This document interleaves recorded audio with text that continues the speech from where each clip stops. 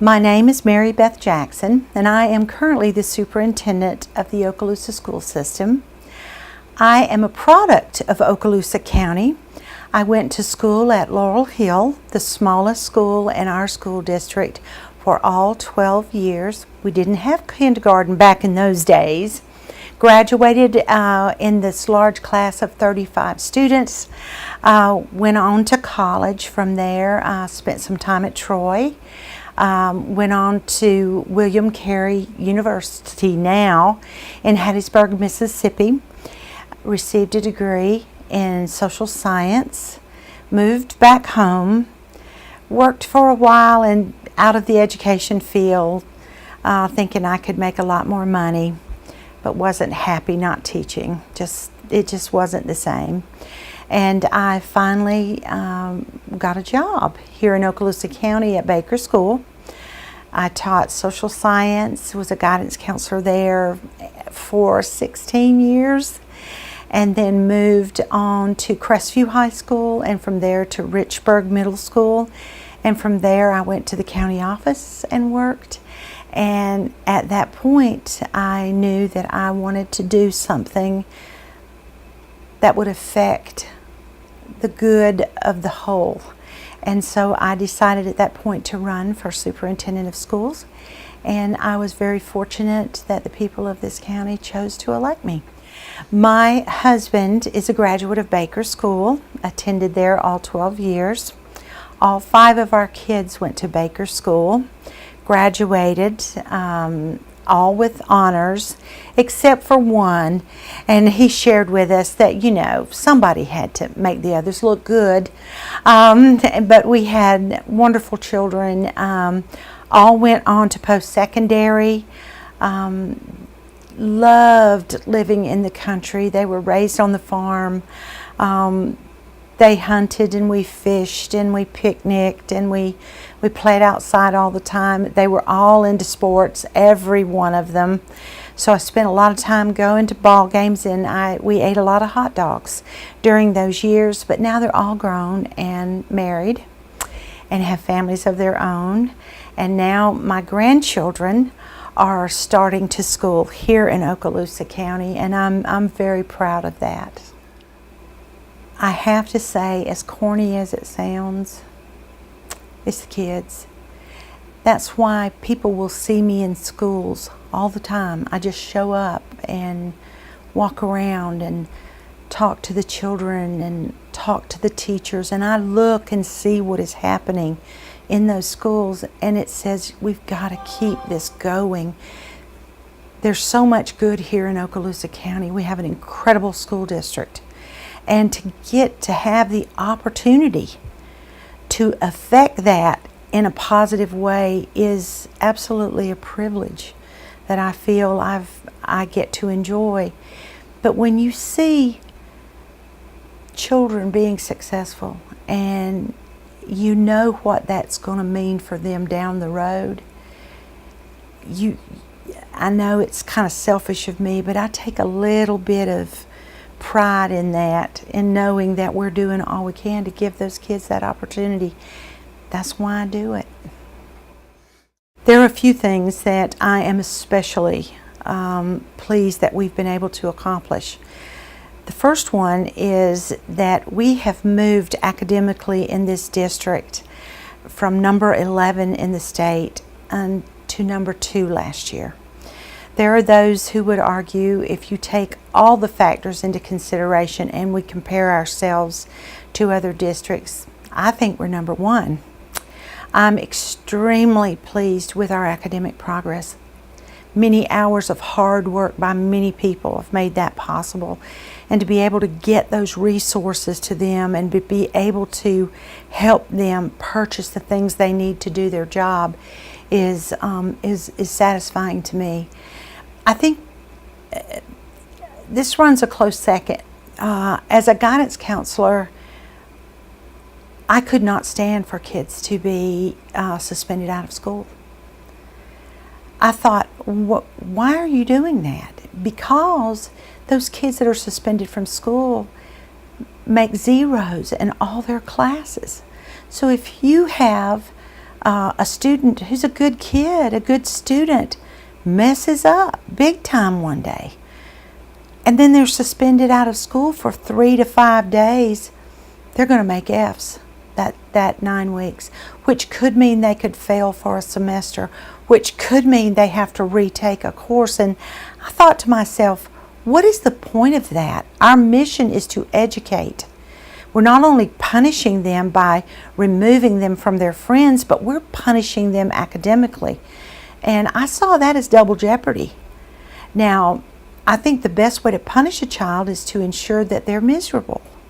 So we started a program called the Student Training Program. Our students do not get suspended from school unless it is a board-sanctioned suspension, drugs, weapons, that kind of thing.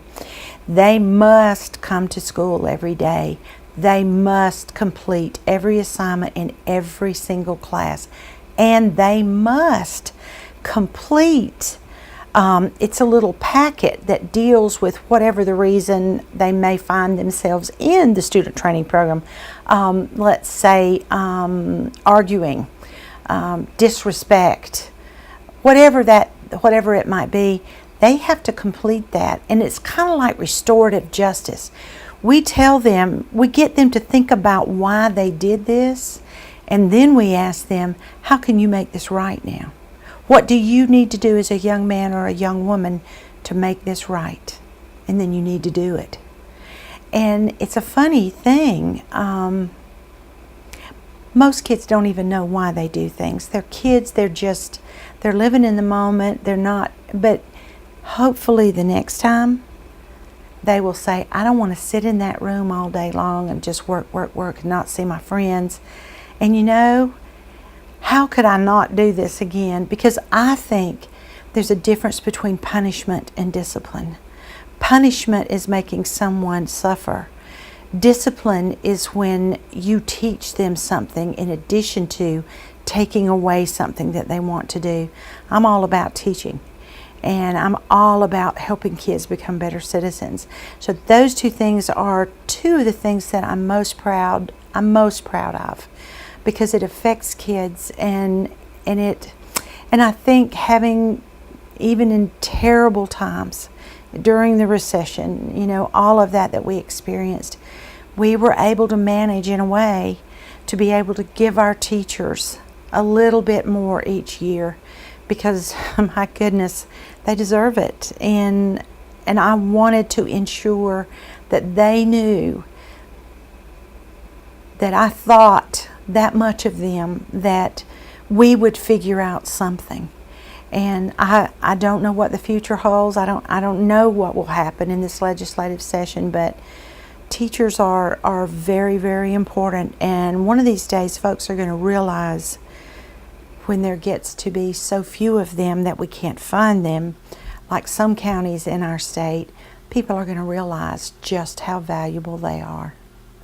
Some of the unfinished business that I feel very responsible for is coming up with a funding source where we can repair these aging buildings. I mean, some of them are literally, the roofs are leaking, the air conditioners. I mean, you can only put so many Band-Aids on something. And it really bothers me that our maintenance guys do a tremendous job.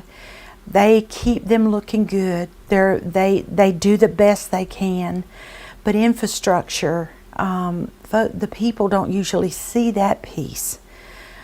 I worry about that a lot. I would love to be able to work hard to help this district get a sales tax, to help us do nothing but repair and build buildings. We're growing in this county. We are growing. We have schools that are at capacity right now, and we need more space. We have 130 portables. That's unbelievable to me. And I want to get rid of those things. I want to be able to put children inside the building. It's safer. It gives those kids a little bit of a sense of pride. That worries me a lot. And I think the other piece has to do with some of our ESE programs. I am a huge proponent of working with some of our ESE students. I've made it a personal project to work with our EBD students, and what that means are students who are emotionally or behaviorally disturbed. They have, some of them have tremendous issues in their lives. I don't know why, but since I worked at Richburg Middle School and I worked with those programs alongside Bob Jones and Wanda Avery, something clicked in my heart at that point for those students. And I have made up my mind that we're going to do better. We're going to do more.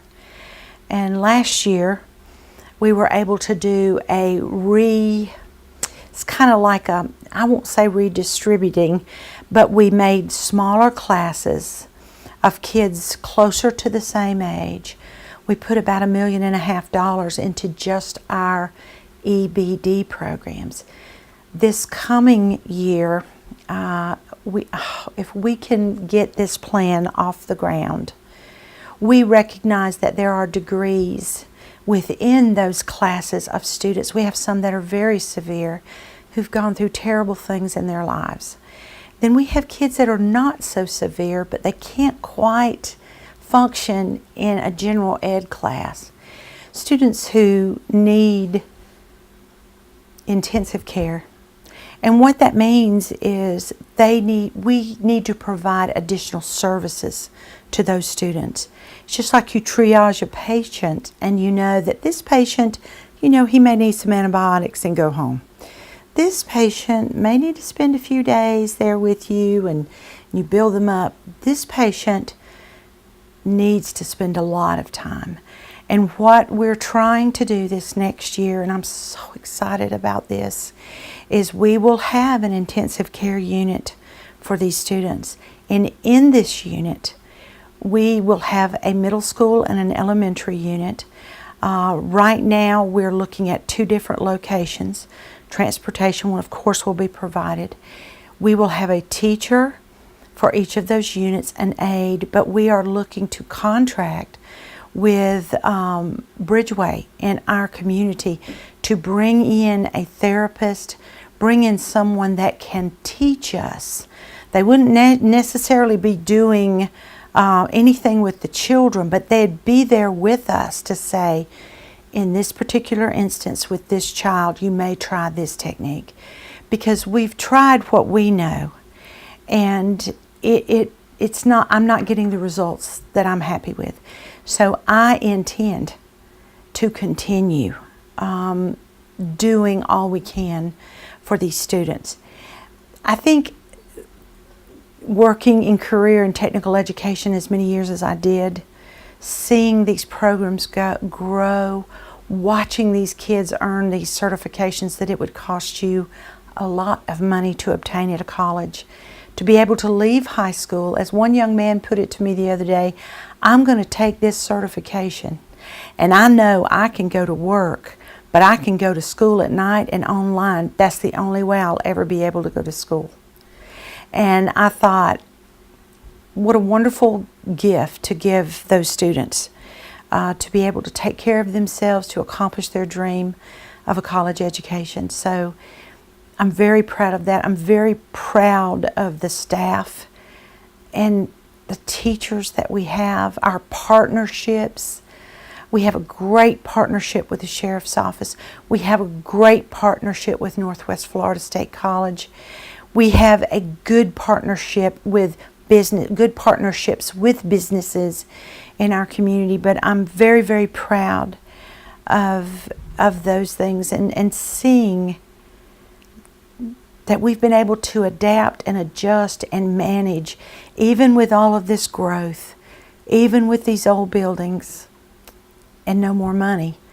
We've learned to manage. There are several things that I would like to see. I would like to see more career and technical education offerings in our schools. In the schools, in the home school where the child is. I don't want them to have to go anywhere else. Sometimes they do. If it's a specific certification, they won't. I would like for it, as many as we can, to be in their schools, in the schools. I would like to do more and more and more in having the best prepared, the best trained teachers in the state of Florida. We have tremendous professional development in this county. People come and visit and go, "Your teachers get to have all of that and you pay for it?"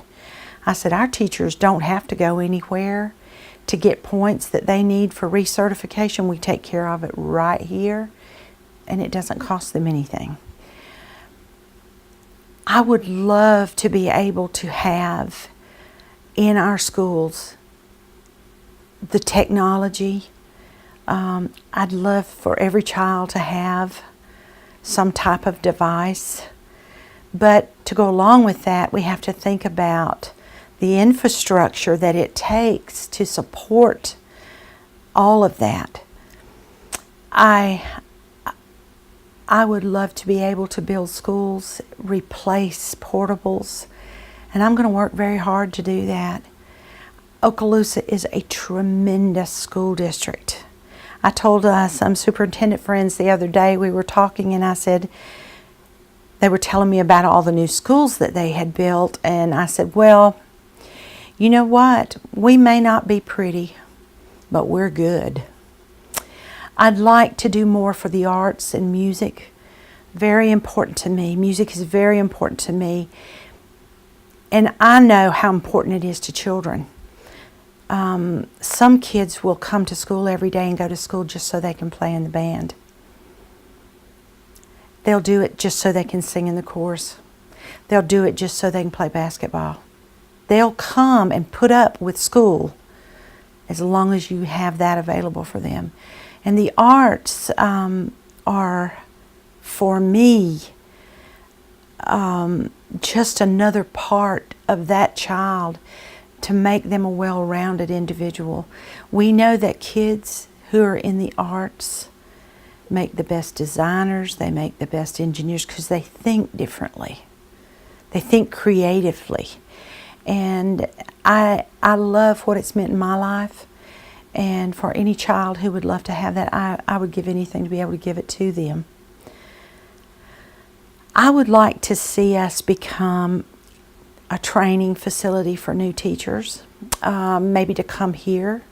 We do a lot of that in partnership with our colleges, but I'd love to be able for people to say, let's send our teachers over to Okaloosa and let's let them have a chance to see what it is they're doing in their classrooms that helps to make them so successful.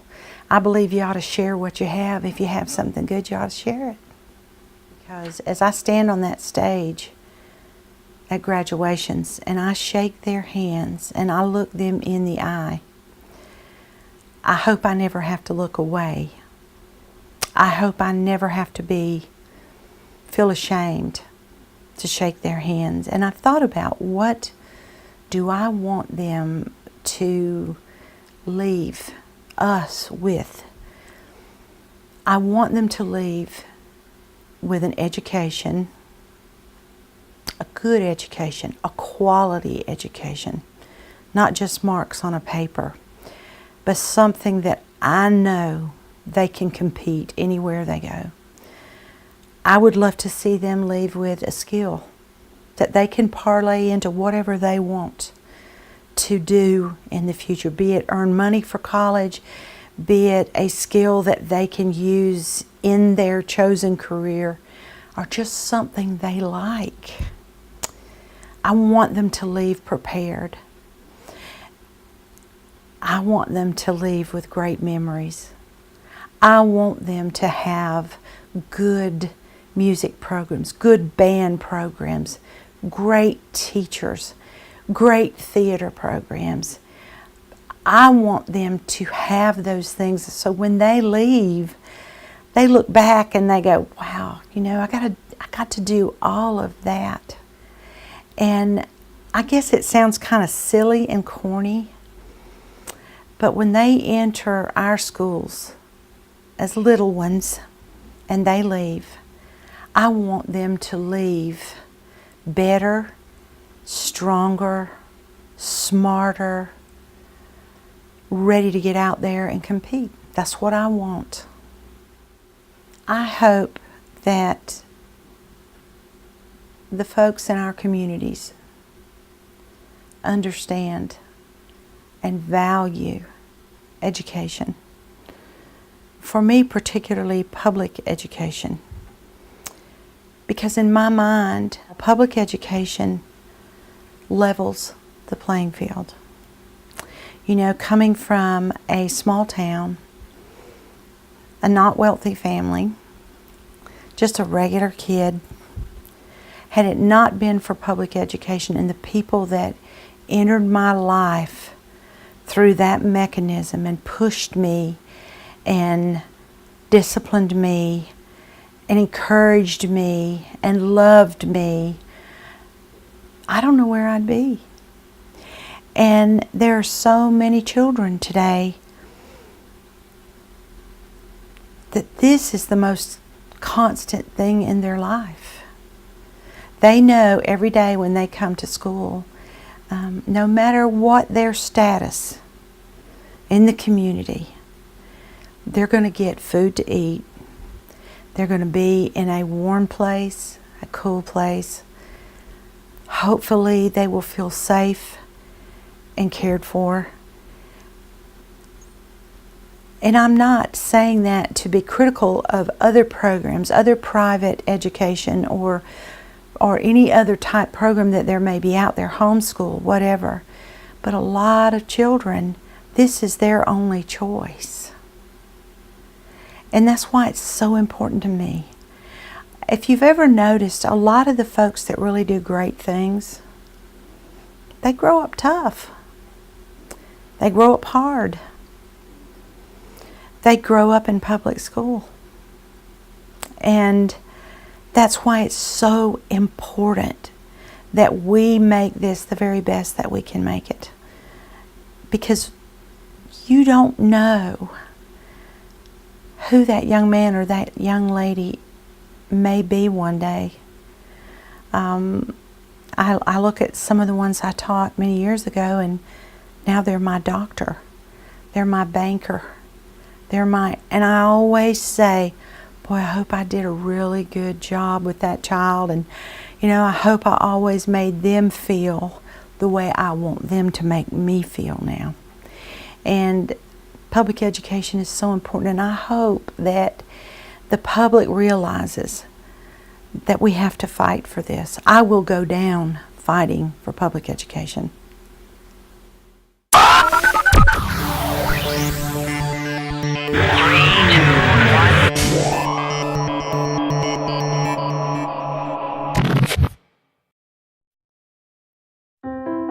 Quiet, please. Wait a sec. I'll take one. Oh yeah. All right. All good. Take care. Way to go. Nice. Bring it on. Gotcha. I'm here for you. Oh no. Please, please, please. I'm waiting. Interesting. Not buying it. Not fair. That's it. This conversation is over. Oh, brother.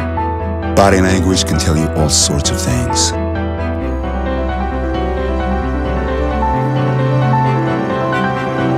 I'm having a stroke. I'm having a stroke. Know the sudden signs. Learn fast. F. Face drooping. A. Arm weakness. S. Speech difficulty. T. Time. Time to call 911 immediately. The sooner they get to the hospital, the sooner they'll get treatment, and that can make a remarkable difference in their recovery. Learn the body language, the sudden signs, and spot a stroke fast.